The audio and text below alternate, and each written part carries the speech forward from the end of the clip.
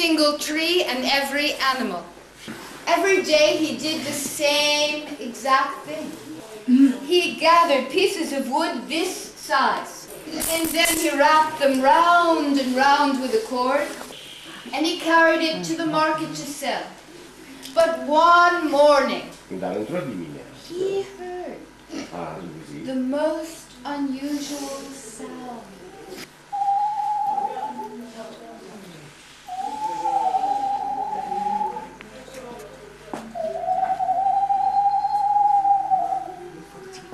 And he looked. A trap. In it were captured 2 white birds.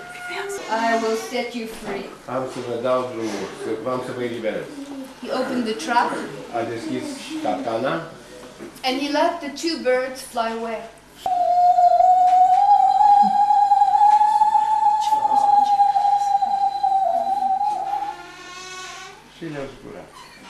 And he went back to doing the same things he did every day. I think I will go back to the forest where I used to chop wood. I would like to look at everything and remember what those days were like. Everything looked the same. Totul părea fix la fel. But it had grown much bigger. And he walked, and he walked, and he walked, and he walked. A umblat. But it began to grow dark, and the trees grew very close together. And he thought, I will have to sleep in this dark forest. And then he saw the light of a house in the distance. He thought, maybe I'll go, and I'll ask if I could have something to eat and spend the night in that house. So he went and knocked on the door. S-a dus să bată în ușă. And the door opened. Și ușa s-a deschis. And a chill went down his back. Because standing there was the strangest woman that he had ever seen. Long, straight black hair that hung all the way down to her knees. Her skin was as white as paper, and her eyes were so bright as if they were on fire. He was afraid and he wanted to run away. But he was hungry and he smelled good food cooking. And she said, "Can I help you?" He said, I wondered if I could have something to eat and maybe sleep on the floor of your house. She said, and he went in and she shut the door. Went down back again. But the food that she cooked was so good. Erau 3 farfurii mari. One of meat. One of sweet rice. Frumose legume.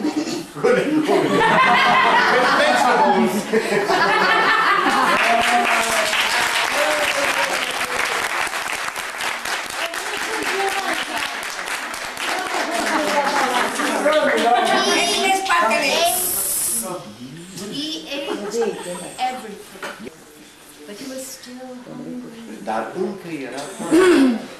And he wanted to ask that woman for more food. But when he turned around, she was not in the room. And then he heard a sound.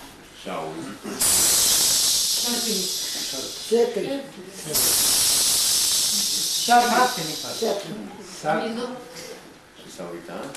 And there on the floor, turned about itself 3 times, was a thick red. And it began to stand straight up on its tail. And when it looked at the man, it had the face.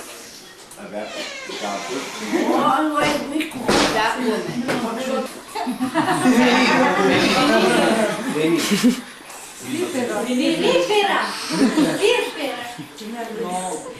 I have waited for you for 25 Do you remember those two birds? They were mine, and I swore that I would kill you.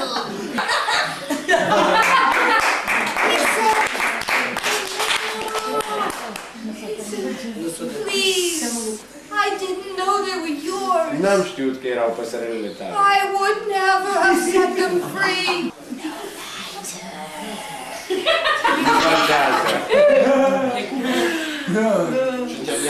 At midnight, I will swallow you.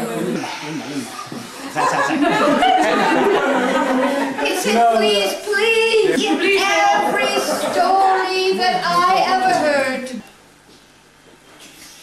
there's always a way to save oneself.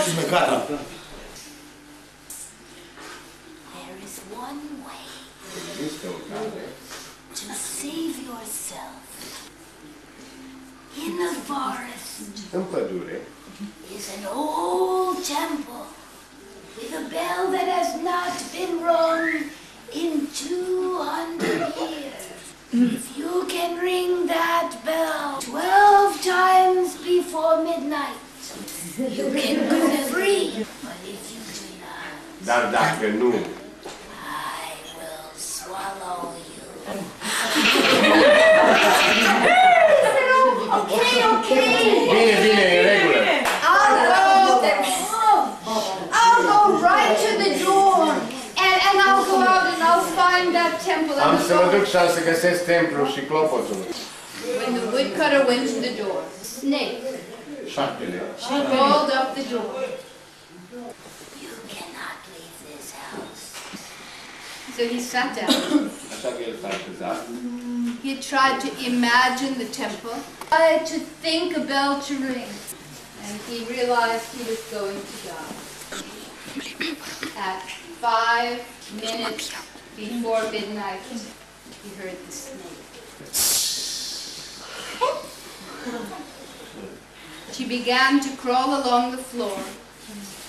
She went straight up on her tail. She looked right into the eyes of the woodcutter, and she opened her mouth. A deschis gura.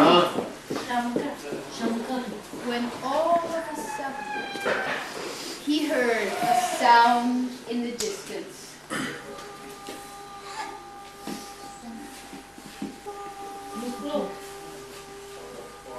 It was the bell. And it rang 12 times.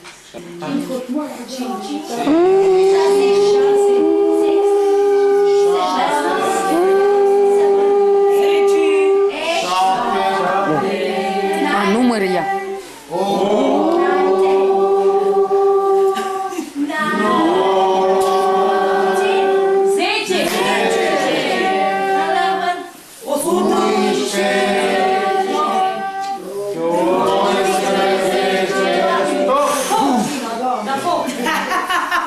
The house Casa disappeared, and the snake și șarpele. was gone. And the woodcutter was in the forest again alone. Who saved me? Cine m-a salvat?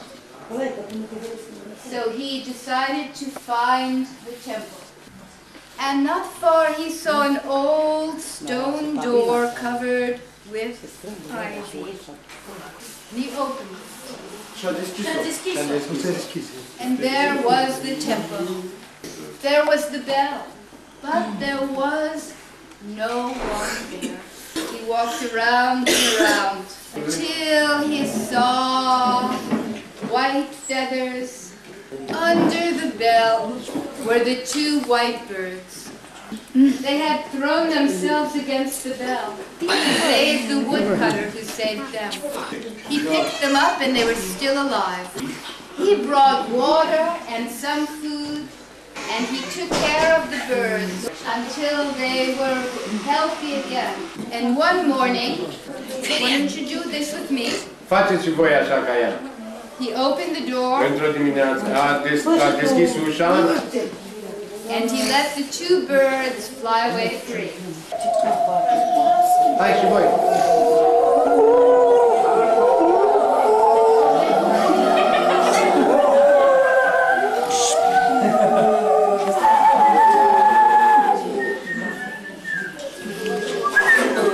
And the woodcutter went home, and he lived happily ever after.